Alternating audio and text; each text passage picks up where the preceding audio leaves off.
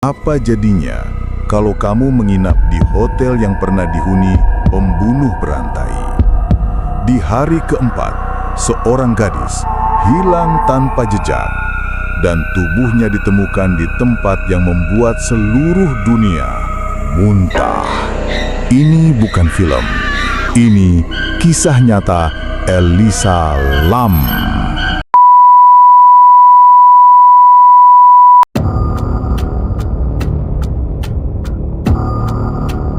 Assalamualaikum, halo guys. Balik lagi bersama gua From Me to You. Untuk kali ini di konten ketiga, gue mau cerita tentang dia terekam CCTV lalu menghilang tanpa jejak. Kasus Elisa Lam di Hotel Cecil. Di sini cerita bukan sekadar dongeng, tapi nyata dan mungkin bisa terjadi padamu. Namanya Elisa Lam, seorang mahasiswi muda dari Kanada yang memutuskan bepergian sendirian menuju kota Los Angeles dan menginap di salah satu hotel paling misterius di Amerika, Hotel Cecil. Sejak hari pertama, ia mulai merasa tidak sendiri dan menulis dalam blognya bahwa ada yang mengawasinya dari balik dinding kamar itu. Oke guys, sebelum gua mulai ceritanya, jangan lupa untuk tekan tombol like, komen, share, dan subscribe. Sama nyalain tanda loncengnya ya, biar update terus nih cerita dari gua. Tanpa berlama-lama, langsung aja kita ke ceritanya. Check it out.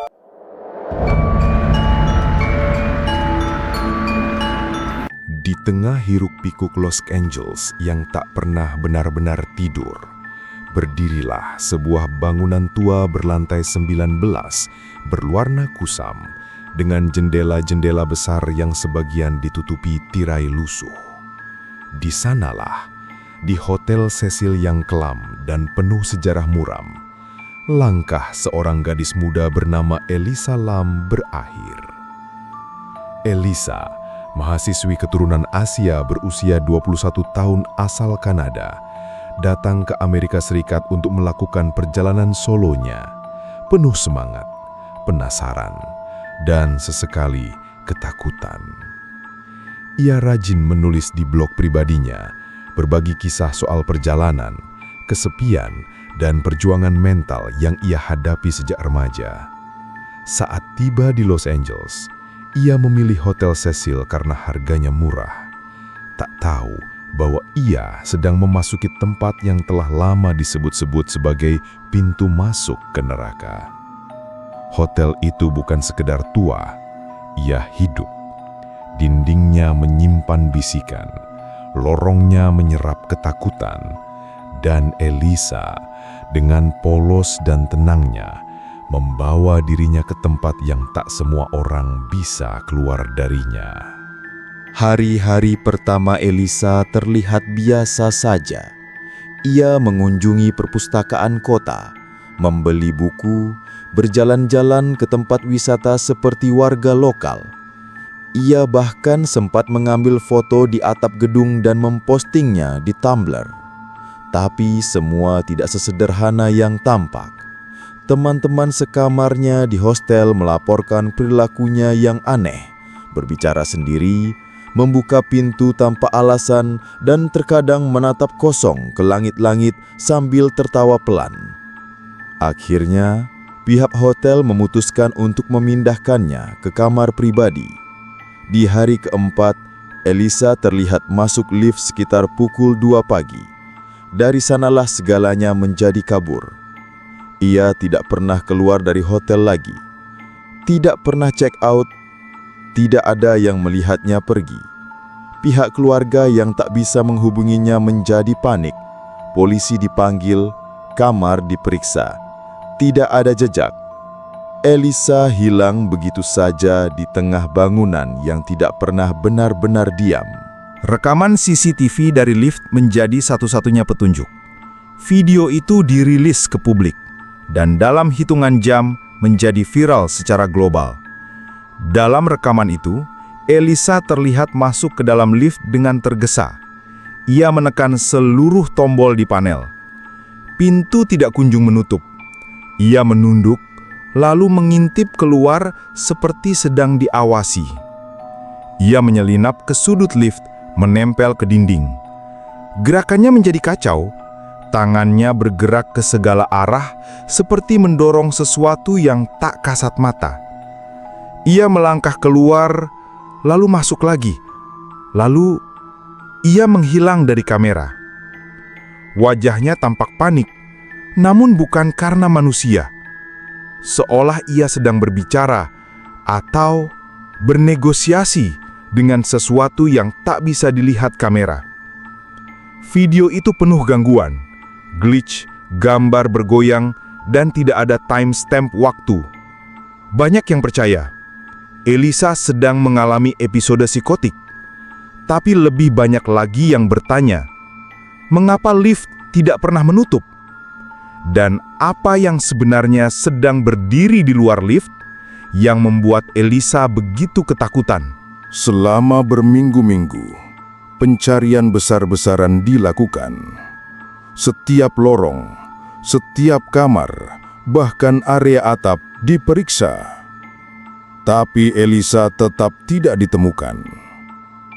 Hingga pada suatu pagi, beberapa tamu hotel mulai mengeluh.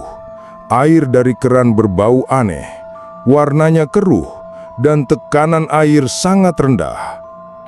Beberapa bahkan melaporkan bahwa air tersebut terasa berat saat diminum. Teknisi hotel naik ke atap untuk memeriksa tangki air utama. Dan di sanalah tubuh Elisa ditemukan.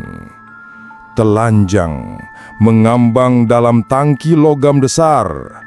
Tangki itu berat, terkunci, dan untuk mencapainya butuh akses khusus melalui pintu beralarm yang hanya bisa dibuka oleh staf.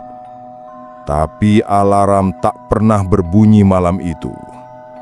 Lebih aneh lagi, tak ada luka di tubuh Elisa, tidak ada jejak kekerasan, dan tutup tangki tertutup rapat dari luar.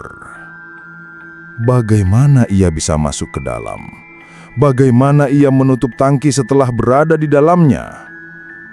Pertanyaan-pertanyaan itu menggantung di udara.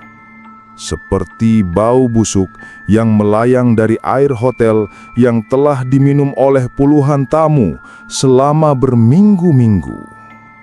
Dunia meledak dalam rasa ingin tahu dan kengerian. Forum-forum internet membahasnya tanpa henti.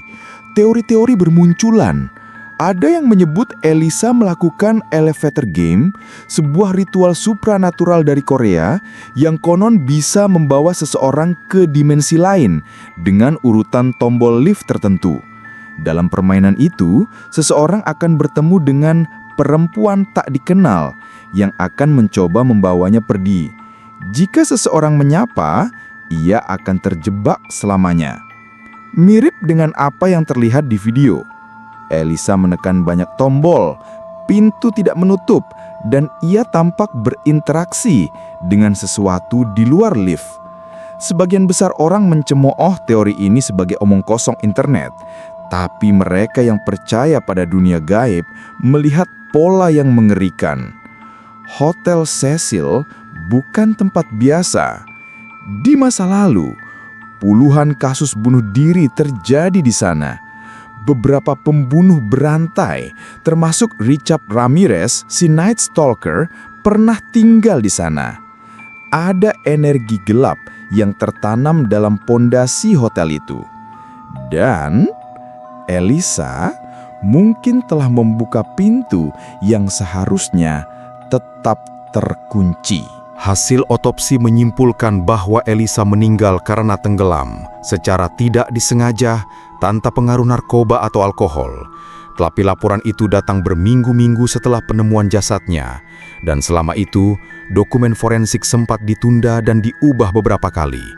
Hal ini memicu spekulasi bahwa ada tekanan dari pihak tertentu. Beberapa percaya Elisa sedang dalam episode mania bipolar yang ekstrim. Namun rekam medisnya menunjukkan ia minum obat teratur. Keluarganya menolak percaya bahwa ia bunuh diri.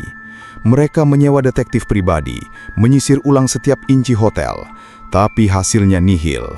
Semua pintu ke atap terkunci otomatis. Dan jika terbuka, akan membunyikan alarm yang sangat keras. CCTV lain di area atap tidak berfungsi.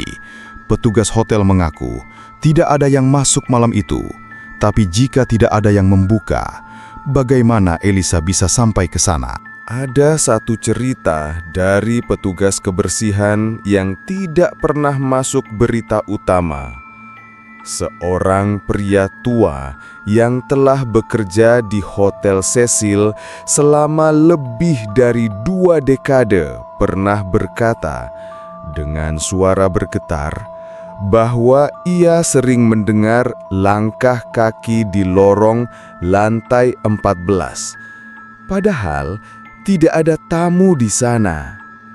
Suara pintu lift yang terbuka sendiri. Tawa pelan perempuan di kamar mandi yang seharusnya kosong. Dan terkadang suara ketukan dari dalam tangki air. Ia menganggap semuanya sebagai bagian dari kesepakatan tak tertulis bekerja di tempat seperti itu. Hotel Cecil bukan bangunan mati. Ia hidup, ia memilih, dan Elisa bukan korban pertama. Ia hanya yang terbaru. Suara-suara itu katanya masih terdengar hingga sekarang, terutama di malam-malam sunyi ketika seluruh lantai gelap dan hanya satu lampu yang berkedip di ujung lorong. Internet berubah menjadi ladang investigasi tak resmi. Reddit, 4chan, YouTube, semua berlomba mencari jawaban. Ada yang membongkar CCTV frame per frame, mencoba menemukan bayangan di luar lift. Ada yang mencari petunjuk dari unggahan terakhir Elisa di Tumblr. Anehnya, beberapa unggahan muncul setelah Elisa dinyatakan hilang. Apakah itu post otomatis atau seseorang mengakses akun itu? Teori konspirasi meledak. Ada yang menyebut eksperimen rahasia, cover up pembunuhan, bahkan keterlibatan entitas supranatural. Namun semua teori itu tidak pernah terbukti. Semua saksi mengatakan tidak melihat apa-apa. Semua staf mengaku tidak tahu menau. Seolah-olah Elisa hanya muncul sebentar dalam rekaman, lalu hilang dari dunia nyata. Hotel Cecil kemudian diganti nama menjadi Stay on Main dalam upaya membersihkan reputasi kelamnya. Tapi, nama tidak menghapus kutukan. Hingga kini, bangunan itu masih berdiri. Beberapa lantainya ditutup permanen. Beberapa kamar disegel. Tapi para tamu yang penasaran terus datang. Beberapa menginap hanya untuk mencoba mengalami kehadiran Elisa. Dan banyak dari mereka tidak kuat semalam pun. Ada yang mengaku melihat sosok wanita di dalam lift. Ada yang mendengar suara langkah kaki di luar pintu. Dan sebagian hanya diam, tidak berkata apa-apa, seolah mereka tahu lebih dari yang bisa mereka ceritakan. Elisa Lam tidak pernah benar-benar ditemukan. Jasadnya, ya, tapi jawabannya tidak. Ia meninggalkan lebih dari sekedar misteri. Ia meninggalkan jejak gaib yang masih mengganggu dunia hingga kini. Video lift itu masih ditonton jutaan kali. Wajahnya, gerakannya, ketakutannya masih mengendap di kepala siapapun yang menontonnya. Hotel Cecil tetap berdiri, menatap kota Los Angeles dari balik jendela kusamnya. Lift itu masih berfungsi, masih terbuka. Dan siapa tahu, jika kau menekan tombol dengan urutan yang salah, di malam yang sepi, kau akan mendengar bisikan, "Kau tidak sendirian di sini. Dan dari balik pintu lift yang terbuka perlahan, sesuatu sedang menunggumu. Kasus Elisa Lam mungkin telah ditutup secara resmi, tetapi bayangan misterinya masih menghantui setiap sudut Cecil Hotel. Setiap lorong, setiap pintu, seolah menyimpan rahasia yang takkan pernah terjawab. Apakah benar semua ini hanya kecelakaan? Ataukah ada sesuatu yang menunggu di balik pintu lift itu? Mungkin hanya waktu yang akan menjawab jika berani. Terima kasih sudah menonton hingga akhir. Ingat, setiap cerita memiliki sisi yang tidak pernah terlihat oleh mata, tapi selalu bisa dirasakan oleh hati. Hati-hati saat berada di tempat asing, karena kita tak pernah tahu siapa atau apa yang sedang mengawasi kita. Sampai jumpa di cerita horor berikutnya. From me to you.